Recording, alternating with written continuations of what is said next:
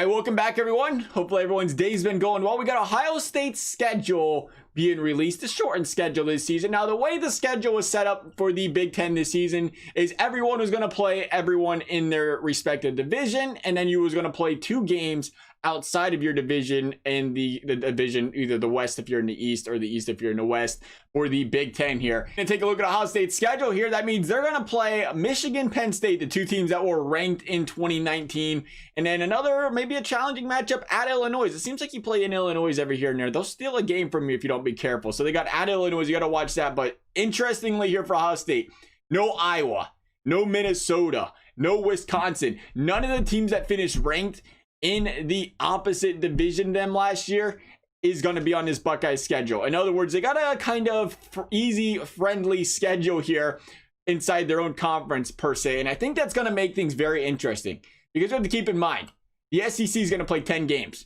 The ACC plays, I don't think it matters. Clemson just plays a bunch of cakewalk, teams the entire season. They finish the game, whatever. They're going to play a lot of games. It actually does matter though, right? It does matter because they're going to play more games than a Big Ten. But there's a very good chance we're going to get down to, Michigan week, championship week.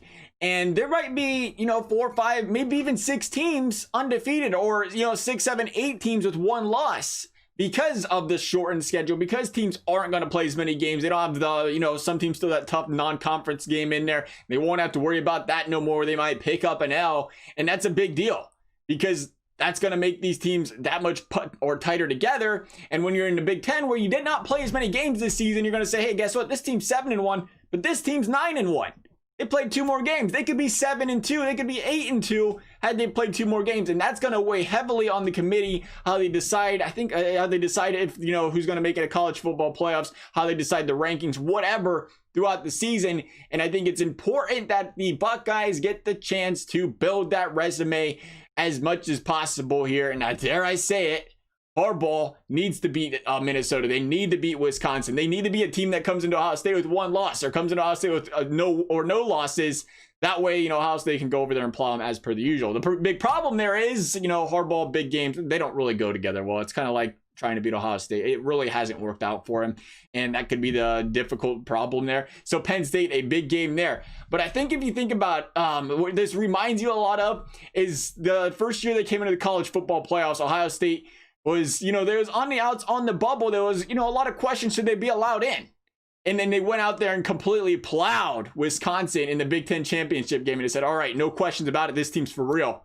They slipped up earlier in the season, had a loss, but this team's a heck of a lot better than it was then. And they were right, because they went on to win a national title that year. I feel like that's going to be something. Big Ten championship, Michigan game. They're going to have to make those statements once again this year if they want to have that whoa factor by the rest of the college football committee when it comes to deciding who makes it into the Final Four. Now, we're obviously counting ahead, way ahead here. Ohio State's got to win these games first, but that's the first one thing that glares about this schedule. There's not a lot of wiggle room. If they lose 1 game, that could be it. 1 and out, that might be it right there. It'd take a lot to go further than that, especially if you consider you're going to lose to a team inside your division. You might not even make the conference championship. Penn State beats you, and they'd only lose 1 game all year. They're going to beat you in a tiebreaker. So it's pretty key that Ohio State not only wins all these games, but they do so in convincing fashion to convince everyone else that they are a team that deserves to once again make a title run here. That's our thoughts on the schedule, though. It's going to be an interesting one. It's going to be a tough one to go through. I think every conference game is.